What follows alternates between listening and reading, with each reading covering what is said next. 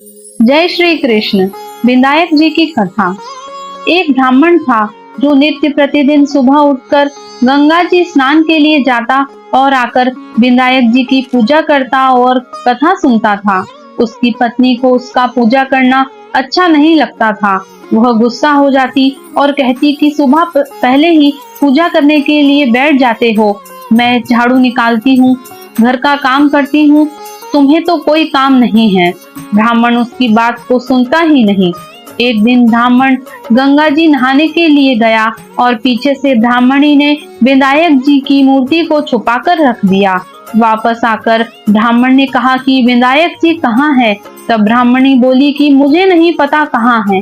ब्राह्मण ने खाना नहीं खाया और पानी भी नहीं पिया। ब्राह्मण ने कहा कि जब तक मैं विनायक जी की पूजा नहीं कर लेता तब तक मैं अन्न जल ग्रहण नहीं कर सकता। मैं तो विनायक जी की पूजा करने के बाद ही अन्न जल ग्रहण करूंगा। ब्राह्मणी ने ब्राह्मण को बहुत समझाया कि खाना खा लो, लेकिन उसने नहीं खाया। दोनों को लड़ते झगड़ते देखकर विनायक जी हंसने लगे। तब ब्राह्मणी गुस्से में आकर बोली कि मूर्ति वहां रखी है।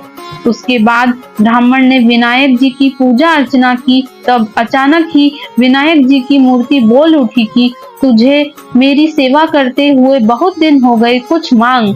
ब्राह्मण बोला कि अन्न मांगू, धन मांगू, जितना दुनिया में सुख है वह सब मांगू। तब विनायक जी ने सारा सुख, धन, अन्न सब ब्राह्मण को दे दिया। ब्राह्मण मूर्ति को मंदिर में रखकर पूजा अर्चना करने लगा। ब्राह्मणी को इतना अन्न धन मिलने से उसकी भी पूजा करने की श्रद्धा जाग उठी और वह भी ब्राह्मण को बोलकर मूर्ति घर में रखवाई और खूब प्रेम से दोनों पूजा करने लगे।